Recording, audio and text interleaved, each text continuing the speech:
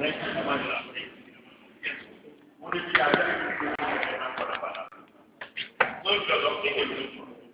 quelqu'un qui veut aller au-delà de l'apparence pour chercher et trouver la vérité qui est cachée. La vérité est toujours cachée. Il faut aller au-delà de l'apparence pour trouver cette vérité qui est cachée. Je disais, quand j'étais encore enseignant de philosophie, je disais à mes élèves, un journal mentionne comme titre, parce que vous savez qu'à un certain moment, Bill Clinton, qui était le président des États-Unis, était venu au Sénégal. En son temps, c'est Abdou Diouf qui était président du Sénégal. Et un journal avait écrit comme titre, Diouf salue Clinton. Quand Clinton est arrivé, Diouf lui a serré la main. Un journal sénégalais met la photo et écrit comme grand titre, Diouf salue Clinton. Maintenant, on va déployer notre esprit critique. Pourquoi le journal a écrit Diouf salue Clinton? Pourquoi le journal n'a pas écrit Clinton salue Diouf? Pourquoi le journal n'a pas écrit Diouf et Clinton se saluent? Est-ce que le journal n'a pas voulu dire, sans le dire, tout en le disant, que c'est le pauvre qui va vers le riche? En ce moment-là, nous sommes en train de déployer notre esprit critique. Disons que le déploiement de l'esprit critique, c'est simplement le fait que le philosophe refuse de se contenter de l'apparence. Mais même vous le dites. Vous dites que l'apparence est souvent trompeuse. Donc il ne faut pas se contenter de l'apparence, il faut douter de l'apparence pour chercher la vérité qui est cachée. La vérité, elle est toujours cachée derrière, et seul le déploiement de l'esprit critique nous permet de trouver cette vérité qui est cachée. C'est bon? Vous avez vu tout à l'heure, quand je parlais du chien et du monsieur, beaucoup ont pensé que le chien a mangé l'enfant.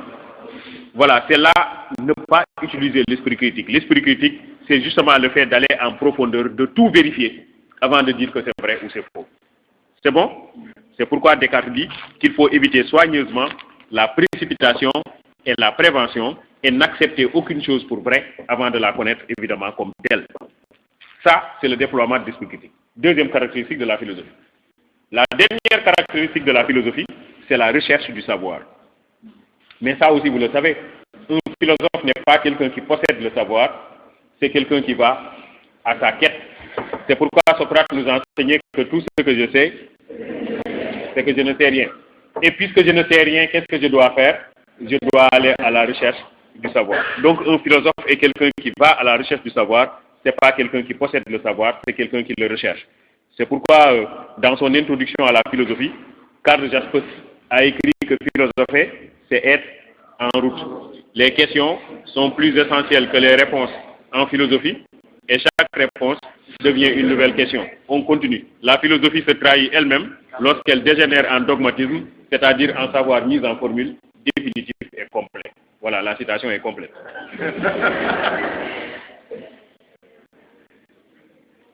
Bon, en fait, philosopher, c'est être en route. Ça veut dire que le philosophe est quelqu'un qui cherche le savoir, mais le savoir, il n'est jamais saisi dans sa totalité. On peut s'en approcher, mais on ne peut pas le saisir dans sa globalité. Voilà pourquoi un philosophe est toujours quelqu'un qui est humble, quelqu'un qui est modeste, parce que c'est quelqu'un qui reconnaît son ignorance. C'est quelqu'un qui reconnaît son ignorance, contrairement au dogmatique qui lui prétend tout connaître. Le sophiste, par exemple, est un dogmatique, il prétend tout connaître. Le philosophe, lui, c'est quelqu'un qui est humble, c'est quelqu'un qui est modeste, qui dit « moi je ne sais rien, et parce que je ne sais rien, je vais à la recherche du savoir ». On a donc trois caractéristiques de la philosophie. Premièrement, l'utilisation de la raison. Je vous l'ai montré en vous disant que la philosophie est née lorsque l'homme a commencé à utiliser la raison pour comprendre les phénomènes naturels. Deuxièmement, j'ai montré avec le mythe de la caverne que le non-philosophe n'utilise jamais la raison, mais il suit aveuglément à la masse, tandis qu'un philosophe est quelqu'un qui ne suit que sa raison. Utilisation de la raison. Deuxième chose, je vous ai montré l'esprit critique. Un philosophe est quelqu'un qui doute de tout, n'est-ce pas? C'est quelqu'un qui analyse, c'est quelqu'un qui va au-delà des apparences pour chercher et trouver la vérité cachée. Troisième caractéristique, je viens de le montrer, c'est la recherche du savoir. Un philosophe n'est pas quelqu'un qui possède la vérité, mais c'est quelqu'un qui va à sa recherche. Ok? Alors, supposons qu'on vous donne le sujet suivant. Peut-on connaître l'identité de la philosophie?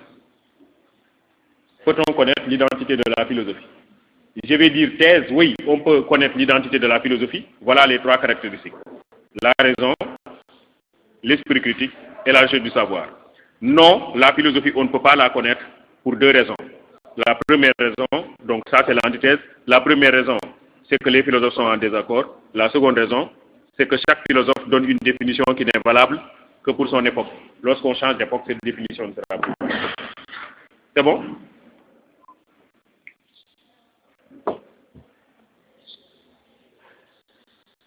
Deuxième chose que je veux dire rapidement par rapport à cette affaire, c'est le rapport qui existe entre la philosophie et la science.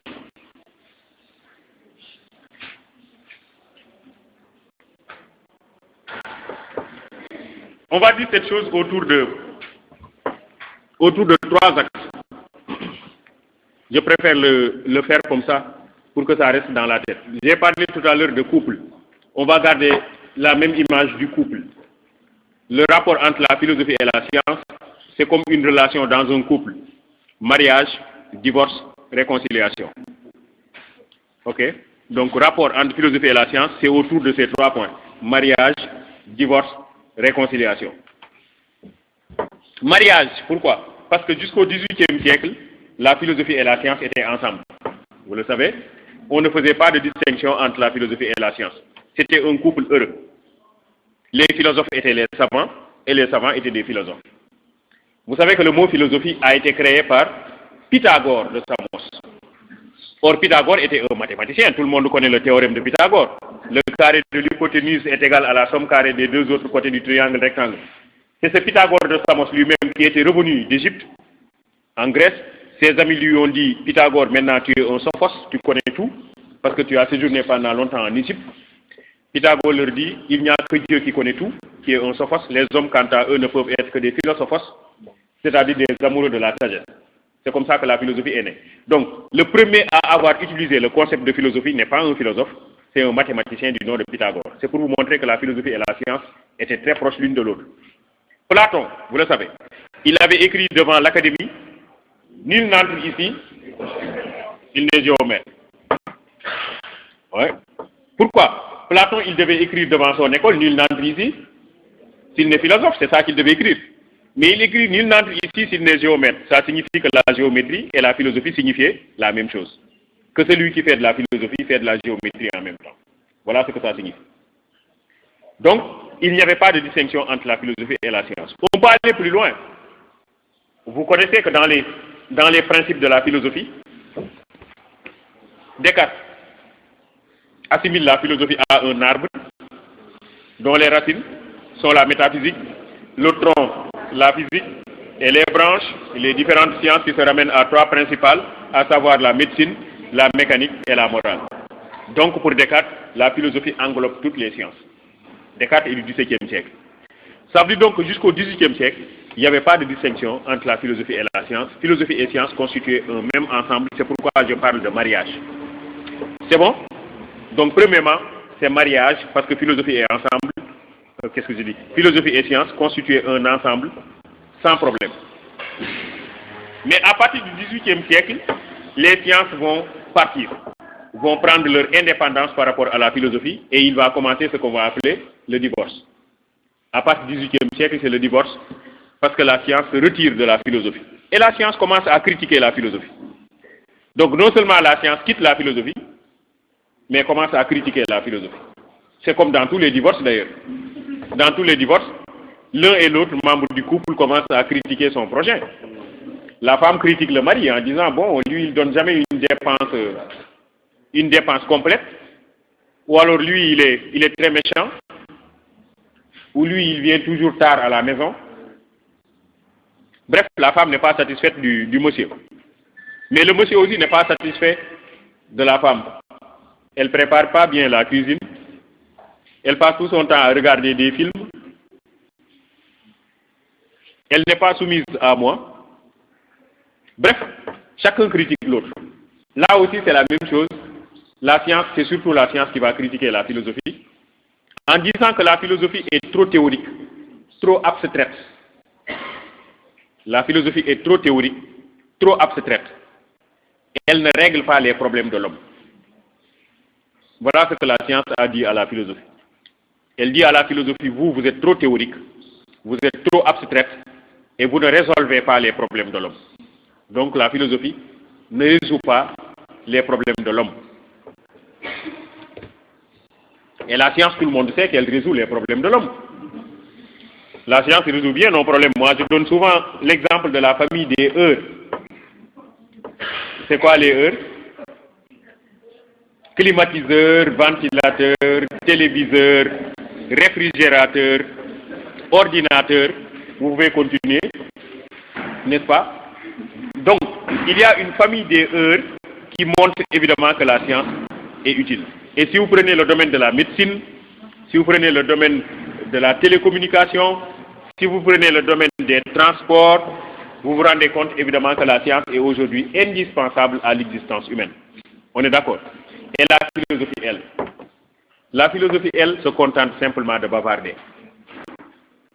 On a dit tout à l'heure, le philosophe pose des questions, mais n'apporte jamais de réponses. Les questions sont plus essentielles que les réponses en philosophie. C'est pourquoi Hegel dit que la philosophie arrive toujours en retard. Hegel dit que la philosophie est comme l'oiseau de Minerve qui ne prend son envol qu'au début du crépuscule, lorsque toute une vie a déjà fini de se réaliser. Ça veut dire que pendant toute la journée, c'est la science qui travaille, qui règle les problèmes de l'homme. Et quand la science a fini de travailler, c'est en ce moment-là seulement que la philosophie arrive et commence à nous parler de l'au-delà, de l'âme, du destin. On dit, toi, tu es inutile. Au moment où les problèmes étaient là, au lieu d'être là pour régler les problèmes, c'est la science qui était là, qui a réglé tous les problèmes. Et maintenant que la science a fini de régler les problèmes, c'est en ce moment-là seulement que toi, tu te présentes. Il y a un philosophe togolais du nom de Khama Bassili Tolo qui a écrit un article intitulé Le moins fou de tous. Le moins fou de tous. Il raconte l'histoire d'un prof de philo qui était très méchant, qui donnait toujours de mauvaises notes à ses élèves. Ils sont tous comme ça. Hein? Et le prof de philo a été envoyé après en prison. Il a été emprisonné. Et malheureusement pour lui, il a eu pour gardien de prison un de ses anciens élèves, à qui il donnait toujours entre 1 et 2. Et quand l'élève a vu le prof dans la prison, il était content. Il a dit très bien. Maintenant, je vais devoir prendre ma revanche. Et il dit, tous les jours, je vais donner au prof sa ration. Donc, il lui donne le petit déjeuner le matin, il le sort de la cellule et il lui casse la gueule. À midi, il lui donne à manger, il le sort de la cellule et il lui casse la gueule. Le soir, le dîner et casser la gueule. Il dit c'est ça les 3 rations journalières du prof. Et puis après, ses camarades, les collègues du policier, lui ont dit, mais toi, pourquoi tu t'acharnes sur ce monsieur, sur ce prisonnier? Tu le frappes toujours, qu'est-ce qui se passe? Il leur dit, c'était mon prof de philo. Et puisqu'il m'a donné toujours entre 1 et 2, voilà, maintenant il est là, c'est bien, je prends ma revanche. Alors ils disent, oh monsieur, toi tu es un fou. Nous n'avons jamais fait de philosophie. Puisqu'il est là, il est prof de philo. Maintenant, tous les matins, on va l'amener dans nos bureaux pour qu'il nous enseigne la philosophie. Comme ça, toi, tu le laisses tranquille. Alors, ils sont allés voir le prof. Ils lui ont dit, écoute, toi, ton ancien élève là, il te fatigue. Maintenant, on va te sortir tous les matins. On t'amène dans nos bureaux, tu nous enseignes la philosophie et maintenant, on ne te frappera plus jamais. Le prof de philo était content. Le lendemain, il devait commencer sa première leçon devant les gardiens de prison. Il dit, qu'est-ce que la philosophie? Il dit, c'est le fait de chercher le savoir qu'on ne trouve jamais. Alors les gardiens ont dit, cassons-lui la gueule. Nous tous.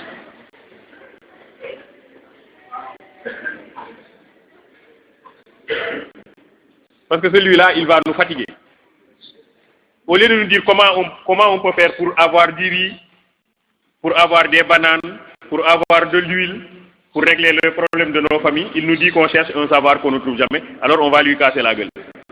Donc c'est pour vous dire en fait que la philosophie semble inutile, elle ne règle pas les problèmes de l'homme, tandis que la science, elle, est là pour régler de façon pratique, les problèmes auxquels les hommes sont confrontés au quotidien. Ok?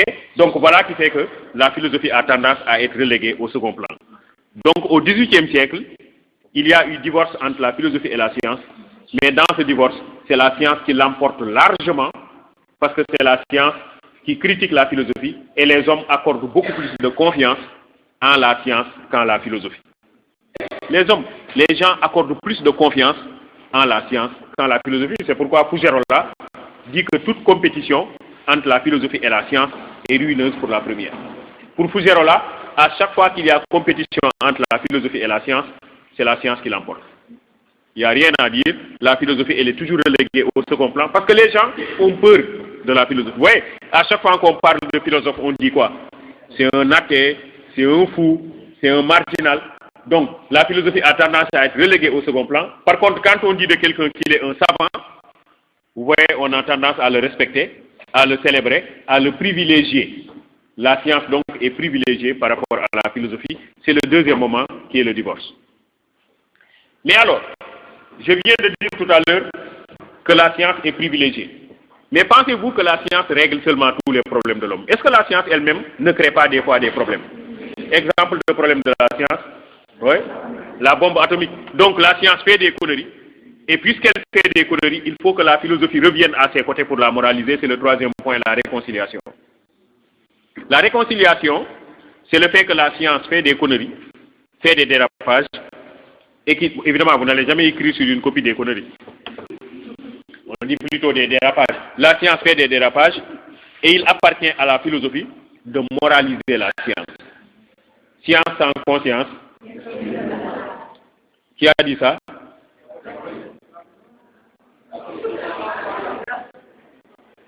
Oui, c'est Rabelais. C'est Rabelais. Quelqu'un a dit que c'est Alpha Blondy. Bon, c'est Rabelais.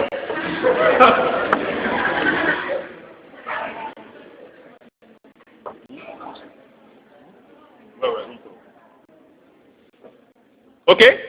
Donc, la science fait des dérapages.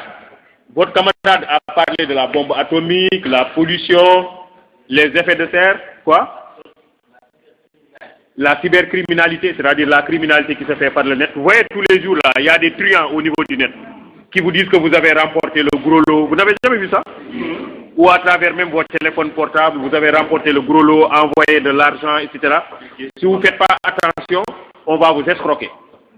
C'est des escrocs qui sont au niveau du net. C'est ça que l'on appelle la cybercriminalité.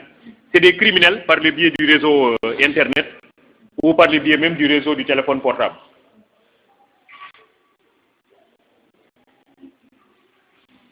Merci. Donc, si je me résume, le rapport entre la philosophie et la science, c'est 3 points. Le mariage, la philosophie et la science constituent un ensemble jusqu'au XVIIIe siècle. Le divorce, la science est partie et a commencé à critiquer la philosophie. On considère que la philosophie est inutile et que la science, elle, est efficace. Troisième point, c'est la réconciliation. La science fait des dérapages et la philosophie moralise la science. Jean Kelevitch dit que la philosophie est la conscience de la science. Dernier point que je voudrais examiner ici, c'est le rapport qui existe entre la philosophie et la religion. Évidemment, immédiatement, je crois avoir dit tout à l'heure qu'on a tendance à prendre tous les philosophes pour des athées. Et si vous vous rappelez bien, j'avais dit qu'une des caractéristiques de la philosophie, c'est l'esprit critique. Vous vous rappelez? Le problème, c'est que est-ce que l'esprit critique peut aller de pair avec la croyance religieuse?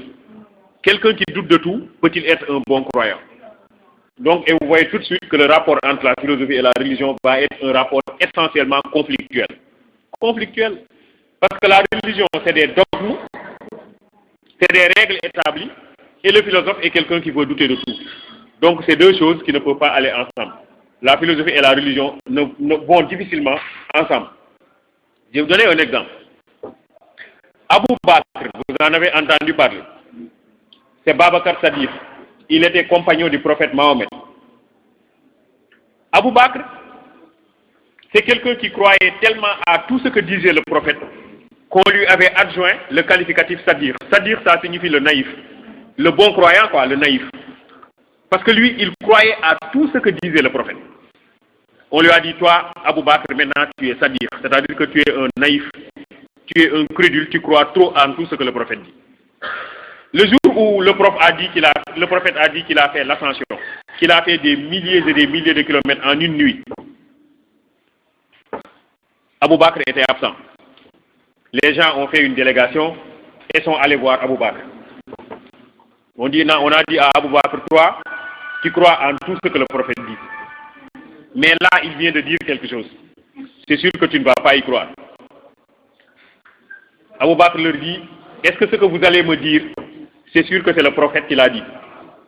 Ils disent tous, oui, c'est lui qui vient de le dire, il l'a dit sur la place du marché. Tout le pays était témoin. Abou Bakr leur dit, alors, vous n'avez pas besoin de me le dire parce que j'y crois. J'ai même pas besoin de savoir ce qu'il a dit. Est-ce que cette attitude est une attitude philosophique? Oui, à peu près. Donc, voilà qui fait que la philosophie et la religion vont aller difficilement ensemble. Et c'est pourquoi les gens de la religion se méfient des fois des philosophes. En 1997, le pape Jean-Paul II a écrit un ouvrage intitulé Foi et raison. Foi et raison. Et le pape Jean-Paul II, dans cet ouvrage Foi et raison, considère que dans notre monde actuel, il y a beaucoup de dérapages. Il parle de la pédophilie qui se développe. Il parle de l'homosexualité qui se développe. Il parle de la zoophilie. La zoophilie, c'est le fait que des hommes s'accouplent avec des animaux. Zoo, comme les parcs zoologiques. Il parle de la zoophilie. Il parle de la nécrophilie. Nécro, c'est toujours mort. C'est des gens qui s'accouplent avec des cadavres. C'est des pratiques que l'on trouve en Occident. Pédophilie, zoophilie, homosexualité, nécrophilie, beaucoup de dégradation des mœurs. L'homme devient de plus en plus un animal. Il fait des choses que les animaux même ne font pas. Le pape Jean-Paul II dit que si l'homme se dégrade à ce point-là, si l'homme en arrive à faire des actes de bestialité de ce genre, c'est parce que l'homme ne croit plus en Dieu. Si l'homme croyait en Dieu, il n'aurait pas agi de la sorte. Mais si les hommes ne croient plus en Dieu, c'est parce qu'il y a des gens qui les ont influencés. Et ces gens qui les ont influencés, ce sont les philosophes. Donc voilà pourquoi le pape Jean-Paul II nous dit, il faut que nous nous méfions des philosophes qui décrètent la mort de Dieu. C'est vrai qu'il y a des philosophes qui nous ont dit que Dieu est mort. C'est Nietzsche dit que Dieu est mort. Feuerbach dit que ce n'est pas Dieu qui a créé l'homme, mais c'est l'homme qui a créé Dieu. Il dit que si l'homme avait la possibilité à lui seul de régler tous ses problèmes, il ne penserait jamais à Dieu. Si l'homme pense à Dieu, c'est parce qu'il a des problèmes auxquels il n'a pas de solution. Si aujourd'hui on avait la possibilité de régler nos problèmes, regardez bien, les élèves de terminale, des fois, ils sont plus croyants que les élèves de seconde. Et le dernier vendredi avant le bac, les mosquées sont remplies de candidats.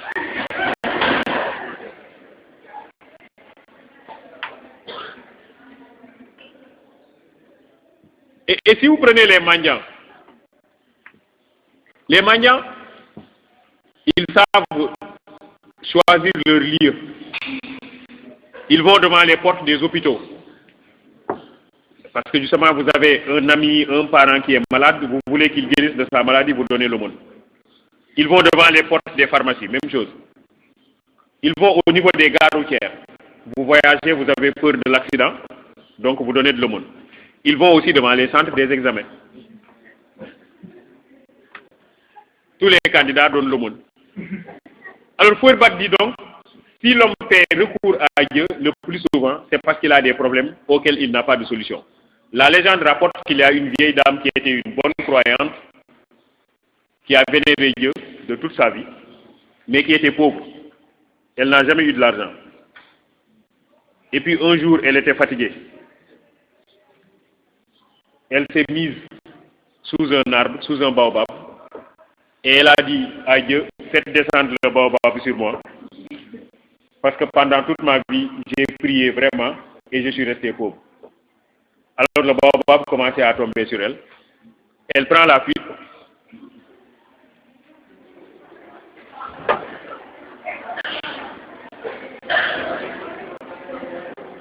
Elle prend la fuite et elle dit à Dieu, toi, c'est aujourd'hui que je sais que tu es méchant. Parce que pendant toute ma vie, je t'ai demandé de l'argent, tu as refusé. Aujourd'hui, une seule fois, je te demande de me tuer, tu acceptes. Donc quand il s'agit de tuer, tu es rapide. Mais quand il s'agit de donner de l'argent, tu es lent. Bon, voilà, qui fait que, évidemment, la religion se méfie de la philosophie. On considère que la philosophie est dangereuse, que la philosophie est hérétique. Mais aussi, vous avez vu qu'il y a des philosophes qui s'attaquent à la religion. Je vous ai parlé de Nietzsche, je vous ai parlé de Ludwig Feuerbach. Feuerbach dit que ce n'est pas Dieu qui a créé les hommes, mais c'est les hommes qui ont créé Dieu. Et j'aurais pu vous parler de Karl Marx, qui dit que la religion est l'opium du peuple. Ça veut dire que la religion est toujours là pour les riches. La religion, c'est l'affaire des riches. Ce sont les riches, les bourgeois, qui veulent que les ouvriers ne fassent pas la révolution et qui leur font croire que vous devez accepter votre destin. Acceptez votre destin, vous êtes pauvre ici, mais vous serez récompensé dans l'autre monde. Comme Serigne Dakarou, dans les bouts de bois de Dieu de Ousmane Sembène. Lorsque les ouvriers insurgés du Dakar-Niger ont voulu faire la grève, Serigne Dakarou, corrompu par les Blancs, est allé dire aux ouvriers, acceptez votre situation, vous êtes pauvres ici, mais vous serez récompensés dans l'autre monde. Et il cite même des versets du Coran. Quelque part dans le Coran, effectivement, Dieu dit, glorifie le nom de ton Seigneur, c'est lui qui t'a créé et c'est lui qui fixe ton destin. Glorifie le nom de ton Seigneur, c'est lui qui t'a créé et c'est lui qui fixe ton destin. Donc acceptez votre destin, vous êtes pauvres ici, mais vous serez récompensés dans l'autre monde. Donc ne faites pas la grève, ne faites pas la révolution. Marx dit que donc la religion est l'opium du peuple parce que la religion est là seulement pour les riches. Voilà donc, le rapport entre la philosophie et la religion est un rapport conflictuel. C'est deux activités qui vont difficilement ensemble. La philosophie met l'accent sur la raison, sur l'esprit critique, et ces choses-là ne sont pas tolérées par la religion. C'est bon? Cependant, c'est ça l'antithèse si vous voulez. Cependant, ce serait injuste de dire que philosophie et religion ne peuvent jamais aller ensemble. Ça n'a aucun sens d'ailleurs. Il y a plus de philosophes croyants que de philosophes athées. Plus. Le premier à avoir donné la preuve ontologique de l'existence de Dieu, c'est Descartes. Descartes dit, si Dieu n'existait pas, moi, mon existence n'aurait pas de sens. Parce que le grand n'a de sens que par rapport au petit. Le long n'a de sens que par rapport au court. Le juste n'a de sens que par rapport à l'injuste. Mais l'imparfait n'a de sens que par rapport au parfait. Et puisque moi je suis imparfait parce que je doute, forcément il doit exister un être parfait. Et cet être parfait, c'est Dieu. Voilà, ça c'est Descartes qui nous advise la preuve ontologique de l'existence de Dieu. Ok? Donc ça veut dire que la philosophie n'est pas forcément toujours contre la religion. Première chose. La deuxième chose, si vous vous rappelez, j'avais dit que l'une des caractéristiques de la philosophie, c'est la raison. Vous vous rappelez? De la même manière, l'une des caractéristiques de la religion, c'est la raison. La religion nous invite à utiliser la raison. Dans l'évangile de Jean, nous sommes dans l'Ancien Testament. Dieu dit, au commencement était le Verbe, Dieu a créé le monde à partir du Verbe, il a dit soit et les choses sont. Et Dieu a donné à l'homme la raison pour comprendre les différents phénomènes de son environnement et pour maîtriser son environnement. Et dans Marc est quelqu'un qui nous dit qu'il faut toujours poursuivre l'augmentation de la raison. Nous sommes toujours dans la Bible. Dans le Coran, regardez bien comment Dieu nous invite à utiliser la raison. Si vous fréquentez la sourate An-Nahl, les abeilles, dans la sourate An-Nahl, vous pouvez avoir la traduction française. On ne peut pas compter le nombre de fois où Dieu dit « Je m'adresse aux gens qui savent, je m'adresse aux gens qui réfléchissent, je m'adresse aux gens qui raisonnent, je m'adresse aux gens qui entendent. Ahlul Bab. Ahlul Bab, ceux qui se servent de la raison. C'est certainement pourquoi les jeunes disent Dangmay Bab. Parce que Bab, ça veut dire raisonner en arabe. Ahlul Bab, ceux qui se servent de la raison. Ok? Dieu dit je m'adresse à ces gens-là. Je m'adresse aux gens qui sont doués de raison. Et dans la sourate, la vache, Al-Baqarah, ça commence par Alif Lam Mim Zalik al-Kitab. Mais Dieu dit j'ai écrit tout le Coran à partir de 3 lettres. Alif Lam Mim. Or tout le monde sait que le Coran n'est pas écrit avec 3 lettres. Le Coran est écrit avec plusieurs autres lettres. Qu'est-ce que Dieu veut dire? Il dit il faut utiliser votre raison pour comprendre. Ça veut dire précisément que la religion aussi nous invite à mettre l'accent sur l'utilisation de la raison. Celui qui n'utilise pas la raison ne peut pas comprendre le sens de la parole divine. Et si on ne comprend pas le sens de la parole divine, on ne peut pas pratiquer correctement la religion. La philosophie de ce point de vue-là peut nous aider à mieux comprendre la parole divine et à être de bons croyants. Ce que Clément d'Alexandrie appelle la foi du savant. Clément d'Alexandrie dit qu'il y a 2 types de foi. La foi du charbonnier et la foi du savant. La foi du charbonnier, c'est les croyants qui suivent aveuglément. Vous savez, il y a des gens qui, quand ils prient, ne savent même pas comment prier. Ils ne savent même pas réciter. Ils font de la gymnastique. C'est appui tendu, roulade en avant, tout ce que vous voulez. Parce qu'ils prient et ils ne savent rien. Ils suivent aveuglément, ils sont dans l'obscurantisme. Par contre, il y a des gens qui, quand ils prient, maîtrisent bien ce qu'ils disent. C'est ça que recherche la religion. C'est les gens qui utilisent la raison pour comprendre la parole divine et pratiquer correctement la religion. Et c'est là où la philosophie, c'est à ce niveau-là que la philosophie peut nous aider à mieux comprendre la religion. Donc, disons que philosophie et religion sont conflictuelles d'une part, mais d'autre part, elles sont complémentaires parce que toutes les deux se servent de la raison. Aussi bien la philosophie que la religion se servent de la raison. Ça, c'est les premières choses que je voulais dire.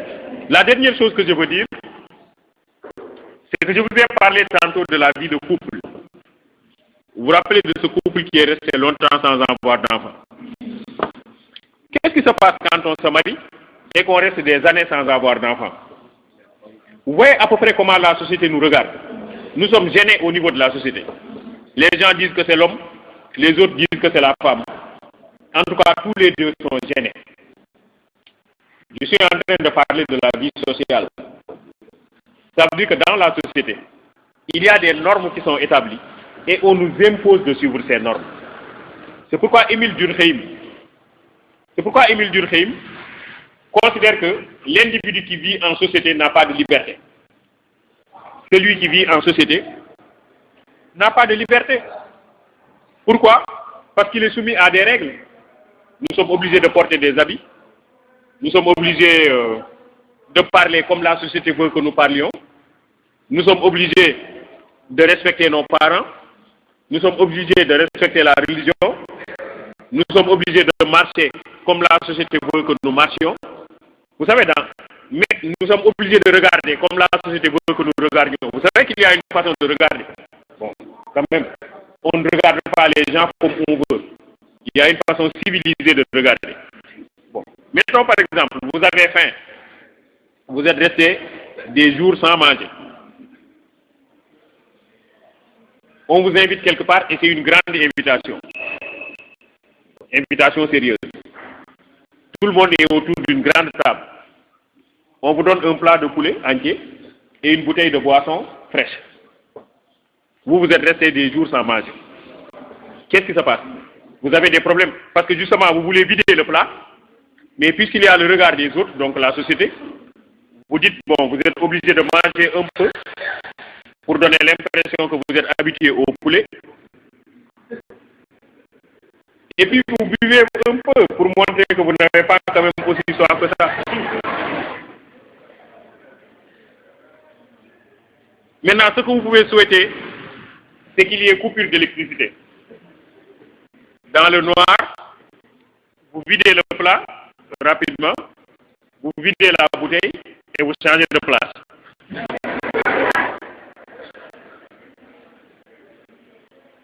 Je suis en train de vous montrer que la société est étouffante. Jean-Paul Sartre affirme que l'enfer, c'est les autres. C'est les autres qui nous font mener une vie infernale parce qu'ils nous regardent, parce qu'ils nous surveillent.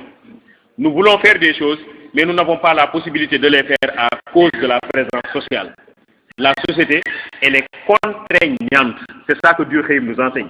La société est contraignante. Et quand nous vivons en société, nous cessons d'être libres.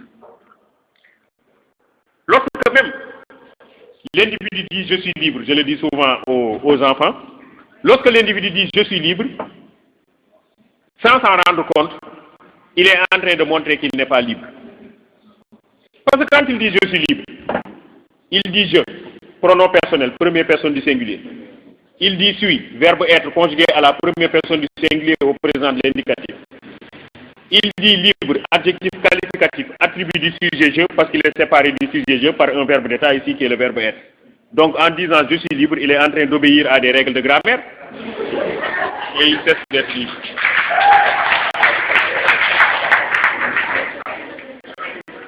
Je dis simplement que quand nous vivons en société, nous n'avons plus de liberté.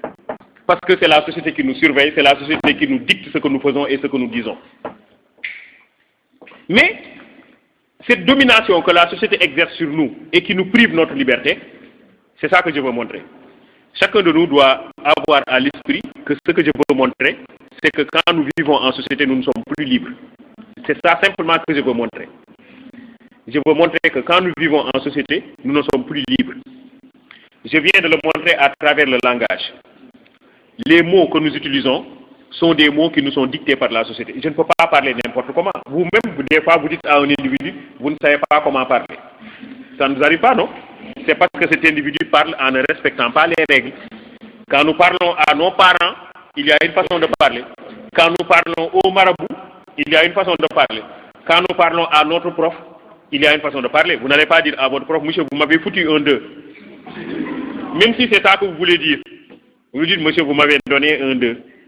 Tout en sachant que ce que vous avez voulu dire, c'est que vous m'avez foutu un 2. Vous voyez ce que je veux dire? Disons que la société, c'est elle-même qui nous force notre façon de parler. Donc, même à travers le langage, il y a encore la domination de la société. N'oubliez pas, ce que je veux montrer, c'est que la société domine l'individu et que l'individu qui vit en société n'est pas libre. Je vais le montrer à travers le langage. Par le langage, l'individu est obligé de parler comme la société veut. Je ne parle pas comme je veux, je parle comme la société veut. En conséquence, le langage me dicte les règles. Regardez bien, je dis je suis libre, et quand je dis je suis libre, c'est le langage qui m'a dicté ces règles.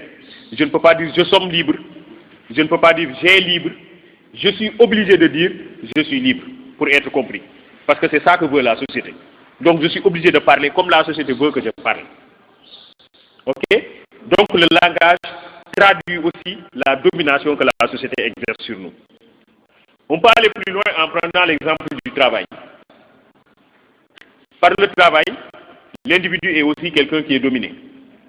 Si on se réfère à la tradition judéo-chrétienne et à la Bible notamment, on se rend compte que le travail, c'est une punition que Dieu nous a infligée à chacun de nous. Nous travaillons parce que c'est Dieu qui l'a voulu. Adam et Ève, dans la Genèse, ils étaient dans un jardin avec beaucoup de fruits. C'est ça que Søren Kierkegaard appelle l'erreur de Dieu. Vous êtes dans une chambre avec beaucoup d'objets et avec un enfant. Vous sortez de la chambre et vous dites à l'enfant ne touchez pas au téléphone portable. Et vous sortez. Qu'est-ce qui va se passer? L'enfant va toucher le téléphone portable. Adam et Ève étaient dans un jardin. Dans un jardin, il y a plusieurs fruits, sinon ce n'est pas un jardin. Et Dieu leur dit ne touchez pas à ce fruit bien donné. Donc ça veut dire que c'est lui qui a attiré leur attention sur ce fruit. C'est ça que Kierkegaard appelle l'erreur de Dieu. C'est une catastrophe. En fait, Adam et Ève étaient dans le jardin et Dieu leur avait interdit de toucher à un fruit. C'est le serpent qui a poussé Ève à manger le fruit et Ève a poussé Adam à manger le fruit. Dieu les sanctionne tous les trois. Dieu dit à Adam et Ève, venez vers moi.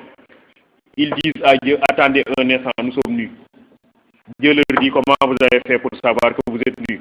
Vous avez mangé le fruit de la connaissance que je vous avais interdit. Je vais vous sanctionner. Et Ève dit, c'est le serpent qui m'a poussé. Adam dit, c'est la femme que tu as mise à côté de moi qui m'a poussé. Dieu leur dit, d'accord, mais vous tous, vous êtes sanctionnés. Et ça commence par le serpent. Dieu dit au serpent, tu seras l'animal le plus maudit des animaux de la terre. Tu marcheras à plat ventre et tu boufferas de la poussière. Je créerai inimitié entre toi et les autres animaux de la forêt et les hommes te blesseront la tête par le talon. Dieu dit à Ève, puisque toi tu as poussé ton mari à manger le fruit, désormais tes désirs porteront sur lui, mais il te dominera et tu enfanteras dans la souffrance. Et Dieu dit à Adam, puisque toi tu as écouté la voix de ta femme et non ma voix, désormais c'est à la sueur de ton front, donc le travail, que tu assureras ta nourriture tous les jours de ta vie, jusqu'à ce que tu retournes à la poussière d'où tu fus pris, parce que tu n'es que poussière et tu retourneras à la poussière. Donc ici, le travail apparaît.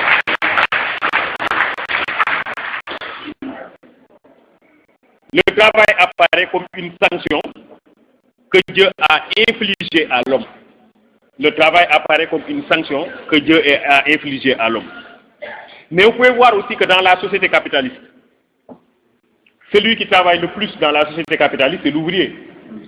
Mais l'ouvrier, c'est le plus pauvre aussi de la société.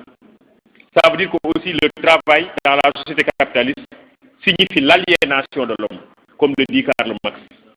Dans la société capitaliste, le travail signifie l'aliénation de l'homme, parce que l'ouvrier ici, il est aliéné. Il est dominé par le bourgeois, il est dominé par le produit de son propre travail. Donc le travail, au total, signifie que l'homme perd sa liberté. Le travailleur cesse d'être libre. Par le langage, nous ne sommes pas libres. Par le travail, nous ne sommes pas libres. Par l'État, nous ne sommes pas libres. L'État nous impose des règles et nous sommes obligés de suivre ces règles. Que ça soit un État de dictature ou un État de démocratie. Dans la dictature, c'est clair. Le gouvernant nous impose sa volonté parce que c'est une dictature. On ne peut pas être libre dans une dictature. Thomas Hobbes, vous le connaissez certainement, en écrivant le Léviathan, part de l'hypothèse que l'homme est naturellement méchant. Et puisque l'homme est naturellement méchant, il ne faut pas le laisser libre. Parce que si on le laisse libre, il va faire du mal à son prochain. On a dit à Thomas Hobbes, quand même, tu es pessimiste. L'homme n'est pas naturellement méchant, l'homme est bon. Il dit, si vous croyez vraiment que l'homme est bon, pourquoi quand vous vous couchez la nuit, vous fermez la porte de votre chambre à clé? Si vous fermez la porte de votre chambre à clé, c'est que vous pensez vraiment que l'homme est méchant. Donc l'homme est méchant. Et puisque l'homme est méchant, il ne faut pas le laisser libre. Il faut qu'il y ait une dictature sur lui pour qu'il soit tranquille. Il a besoin d'avoir peur de quelqu'un pour être tranquille. Voilà pourquoi Thomas Hobbes a proposé la dictature et donc le Léviathan, c'est-à-dire le monstre qui impose sa volonté au peuple tout entier. Donc dans une dictature, il n'y a pas de liberté des citoyens. Mais même dans une démocratie, il n'y a pas de liberté des citoyens. Parce que la démocratie, au fond, c'est une forme de dictature cachée. La démocratie, c'est une dictature cachée. Ce n'est pas moi qui parle, c'est un philosophe américain du nom de Alexis de Tocqueville qui a écrit dans un ouvrage intitulé De la démocratie en Amérique. Alexis de Tocqueville dit que la démocratie est une dictature cachée. Regardez chez nous, regardez dans tous les pays, est-ce qu'on peut parler de démocratie véritablement? Et pourtant, on s'appelle pays démocratique, alors qu'au fond, c'est un groupuscule qui s'accapare du pouvoir, qui s'accapare des richesses et qui impose sa volonté au peuple. Donc, la démocratie, pour Alexis de Tocqueville, la démocratie est même pire que la dictature. Parce que la dictature, on sait que ça, c'est la dictature. Mais la démocratie veut nous faire croire que c'est notre pouvoir, alors que c'est le pouvoir de certains individus. C'est pourquoi Nietzsche dit que quand l'État dit « moi l'État, je suis le peuple », il est en train de mentir. L'État n'est jamais là pour le peuple, l'État est là pour lui-même. Ok? Donc, l'État aussi remet en cause la liberté des citoyens, que ça soit une dictature, que ça soit une démocratie. La démocratie est même plus dangereuse, comme dit Alexis de Tocqueville. Tocqueville, tout le monde sait écrire, non? C'est T-O-C-Q-U, ensuite E-ville. Hein? Alexis de Tocqueville. Il y a un autre philosophe français contemporain qui s'appelle Jacques Rancière. Jacques Rancière a publié un ouvrage intitulé Haine de la démocratie en 2010, donc il y a de cela quelques mois seulement. Dans Haine de la démocratie, Jacques Rancière, qui est aujourd'hui l'un des meilleurs philosophes de France, Jacques Rancière dit que la démocratie est dangereuse. Donc il défend la même thèse que Alexis de Tocqueville. Rancière, c'est, comme vous l'entendez, R-A-N-C-I-E-R-E. R-A-N-C-I-E-R-E. Jacques Rancière dit que la démocratie est dangereuse. Parce que la démocratie, c'est simplement le pouvoir d'une minorité sur une majorité. C'est une minorité qui s'accapare du pouvoir et qui impose sa volonté à une majorité. Au total, même dans l'État, l'individu n'est pas libre, que ce soit un État de dictature, que ce soit un État de démocratie. L'individu n'est pas libre. J'ai réussi, je crois, à montrer que l'homme qui vit en société n'est pas libre, parce qu'il est dominé par les normes, parce que le langage lui impose une façon de parler, parce que le travail est une domination, et enfin parce que l'État lui impose des règles. C'est bon? Maintenant, je veux montrer le contraire. Si vous voulez, je vais faire une antithèse. Je veux montrer que l'homme est libre dans la société. Ok? Je vais reprendre mes mêmes termes. Je vais le montrer dans la société, je vais le montrer par le travail, je vais le montrer par le langage et je vais le montrer par l'État. C'est bon? Je vais vous montrer que dans la société, l'homme est libre.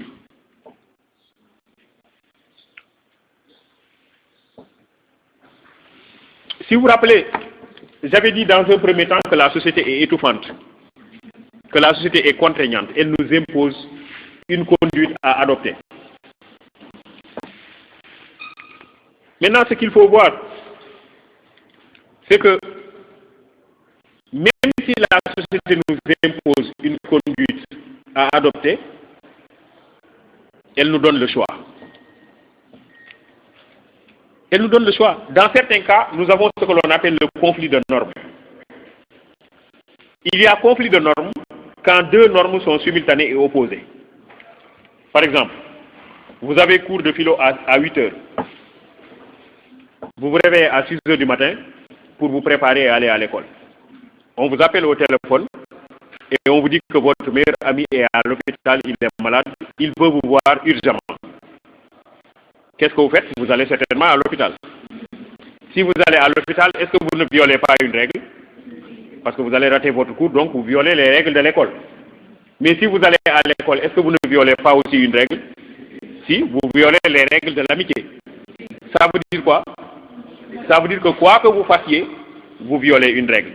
Vous êtes devant ce que l'on appelle un conflit de normes. C'est ça, un conflit de normes. Parce que c'est deux normes qui sont en conflit. Vous ne pouvez pas les réaliser toutes les deux. Alors là, vous avez la possibilité de choisir l'une au détriment de l'autre. Vous voyez, l'individu a le choix. L'individu a le choix. Parce que vous ne pouvez pas respecter les deux normes en même temps. Donc, un conflit de normes, quelqu'un a parlé de dilemme. C'est quand vous êtes devant un dilemme. Vous êtes devant deux normes et vous ne savez pas que faire. Là, la société vous laisse le choix. Vous allez choisir de suivre une au détriment de l'autre. Vous êtes marié et votre mari vous envoie à la boutique.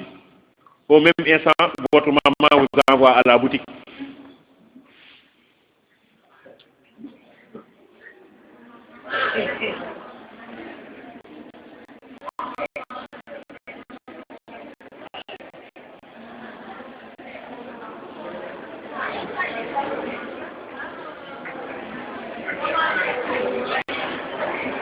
Oui, très bien.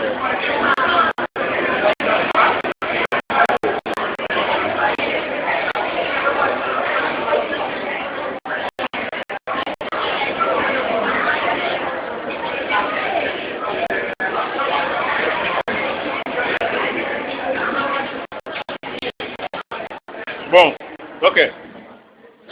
Qu'est-ce que vous constatez? Vous constatez ici que chacun de nous a le choix. Vous êtes devant ce que l'on appelle un conflit de normes. Donc, devant le conflit de normes, c'est à vous de faire votre choix. Ok? Donc, ici, vous voyez, la société vous laisse une marge de liberté parce que vous avez le choix. Première situation. La deuxième situation où vous avez une marge de liberté, c'est ce que l'on appelle la nature suggestive et non indicative des règles. C'est-à-dire que la société nous demande de faire une chose, mais ne nous dit pas comment faire. La société nous demande de faire une chose, mais ne nous dit pas comment faire. Donc, elle nous laisse la liberté. L'essentiel, c'est de faire. Comment nous faisons, ce n'est pas son problème. Ça, c'est notre liberté. Exemple, la société nous demande de nous habiller. Mais est-ce qu'elle nous dit la couleur? Non, la couleur, c'est notre choix. Est-ce qu'elle nous dit le style? Non, le style, c'est notre choix. Ouais, certains sont en style occidental, d'autres en style africain, d'autres, ouais, en style jump, rappeur, etc. Chacun avec son style. Ok, la taille. La taille, quelque part, nous avons une marge de choix au niveau de la taille. On peut porter une chemise serrée, une chemise ample. On peut porter une chemise longue manche, une chemise courte manche. C'est notre choix. Ok? Là aussi, la société nous laisse une marge de choix.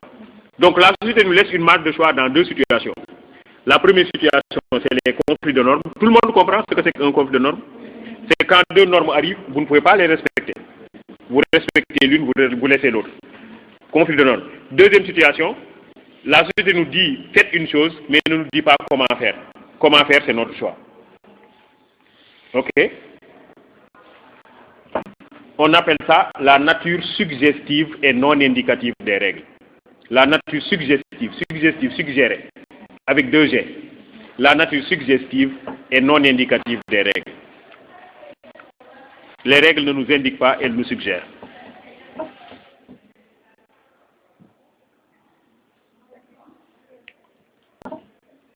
La nature suggestive et non indicative des règles. C'est ça. La société nous demande de faire une chose, mais ne nous dit pas comment il faut faire. Elle nous laisse le choix. Donc, quand nous vivons en société, nous avons une petite parcelle de liberté. Je vous avais dit que le langage aussi met fin à la liberté de l'homme, parce que nous parlons comme la société veut. C'est ça que j'avais dit. Alors, en antithèse là, je vais montrer que le langage donne à l'individu un pouvoir. Le langage donne à l'individu un pouvoir. Le langage nous donne un pouvoir.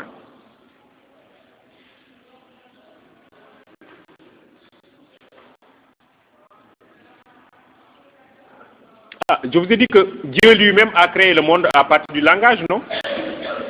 Dieu a créé le monde à partir du langage. Au commencement était le Verbe. Dieu a créé le monde à partir du Verbe. Il a dit soit et les choses sont. Nous sommes dans la Bible. Dans le Coran, ça donne quoi? C'est le kun fayakun. Dieu dit soit et les choses se réalisent. Donc le langage donne un pouvoir. Le langage signifie le pouvoir. Et vous savez, des fois, le langage est tellement fort, il donne un pouvoir tellement fort à l'individu, que des fois le langage nous influence. Regardez les politiciens. Grâce au langage, ils nous influencent. On est d'accord? Le pouvoir du verbe. Le poète aussi, il nous émeut. Il suscite en nous une émotion grâce au pouvoir du verbe. Vous lisez un poème et vous êtes ému. Vous voyez un peu? Le langage, de ce point de vue-là, a un pouvoir. Des fois, c'est ce que Victor Hugo dit. Victor Hugo dit qu'un guerrier n'a pas peur des armes, mais il a peur des mots. C'est des fois, il y a des mots qui blessent plus dangereusement que les armes. Vous êtes d'accord? Des fois, les mots nous font plus mal que la cravache. Ce qui fait que le langage a un pouvoir. Le langage donne un pouvoir à l'homme. Le griot, à l'occasion d'un baptême ou d'une cérémonie familiale, c'est grâce au langage qu'il exerce une influence sur vous et que vous lui donnez tout ce que vous avez. Grâce au langage. Je vous renvoie à l'ouvrage de Ousmane Sembène qui est intitulé Borom Saret. Borom Saret est quelqu'un qui rentrait à la maison. Ce jour-là, il n'avait que 300 francs. Et ces 300 francs, c'était pour la dépense. 300 francs, après avoir travaillé pendant toute une journée. Malheureusement pour lui, quand il arrivait à la maison, au seuil de la porte, il y a le griot qui l'attendait. Et le griot lui dit, toi tu es un Diop, descendant de Lat Dior Diop. C'est les temps qui ont changé, mais tu es un roi.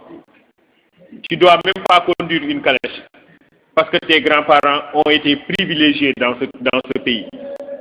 Alors Borom Saret lui donne les 300 francs.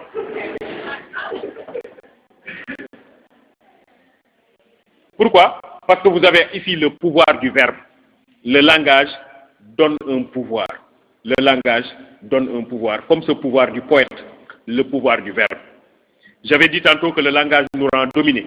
Ici, le langage nous donne un pouvoir. Le langage donne à l'individu un pouvoir. Quand un garçon veut s'attacher les services d'une femme, il utilise de gros mots.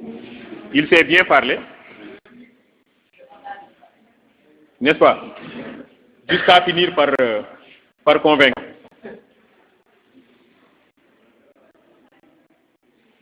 Même si quelque part Soren Kierkegaard a considéré que le langage est déficitaire. Dans le journal du séducteur, Soren Kierkegaard donne son propre exemple. Il était tombé amoureux d'une fille qui s'appelle Régis Olsen. Et il a dit, puisque je suis amoureux d'elle, je vais d'abord la séduire. Il commence ce qu'il appelle une campagne de séduction. Donc il a acheté beaucoup d'habits neufs, il a acheté de bons parfums, il se coiffait régulièrement et il s'arrangeait tous les jours pour croiser la fille sur la route parce qu'il connaissait l'itinéraire de la fille. Ça, il l'a fait pendant des jours, pendant des semaines, pendant des mois. La fille ne s'est pas intéressée à lui et finalement il était fatigué. Il se lève un jour, il dit bon, aujourd'hui quand même je vais lui dire mon amour. Il arrive à hauteur de la fille et il dit qu'est-ce que je vais lui dire? Il dit si je lui dis je t'aime, c'est une petite phrase avec 3 mots. Il dit cette petite phrase avec 3 mots est vraiment insuffisante pour exprimer tout ce que j'ai enduré pendant des jours, pendant des semaines, pendant des mois. Finalement, il a préféré se taire, parce que là aussi, on se rend compte que le langage, des fois, ne nous permet pas de dire tout ce que nous voulons dire. Il a préféré se taire. Des fois, le silence est plus parlant que la parole. C'est pourquoi je dis, moi, que la meilleure lettre d'amour, ce serait une lettre blanche. Une lettre sur laquelle on n'écrit rien, ou un message sur lequel on n'écrit rien. Ce serait une façon de dire que mes sentiments sont tellement profonds, sont tellement intenses, sont tellement originaux et authentiques que je ne trouve pas les mots exacts pour les exprimer. Bon, il ne faut jamais faire ça.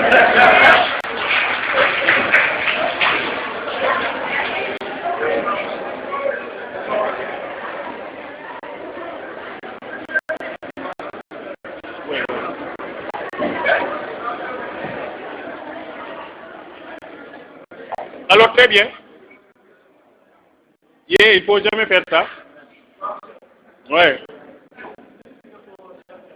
Hein? Ce que je viens de dire. C'est ton problème. Alors très bien.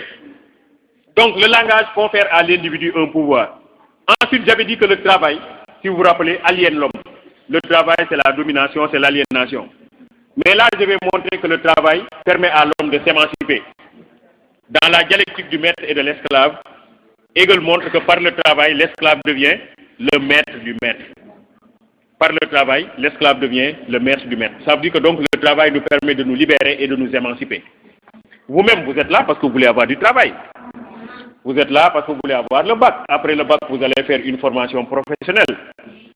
Après votre formation professionnelle, vous allez trouver un emploi. Et si vous trouvez un emploi, vous allez être plus libre. Vous n'allez plus dépendre de vos parents. Vous n'allez voir un peu.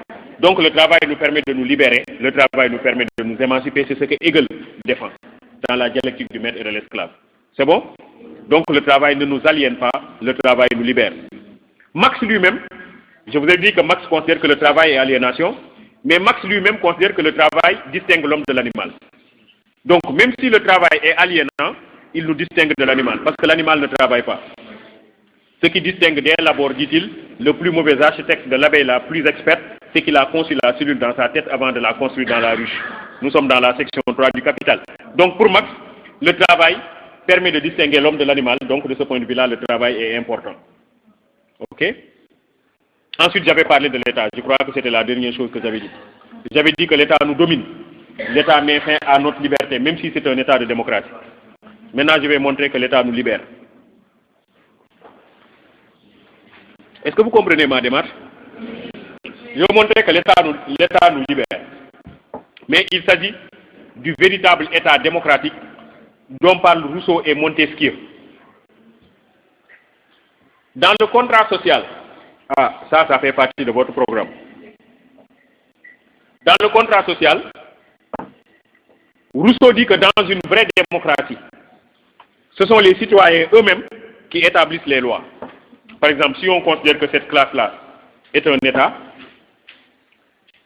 et si on considère que l'un de nous est chef d'État, ce n'est pas à lui de faire les lois, mais c'est à nous tous de faire les lois.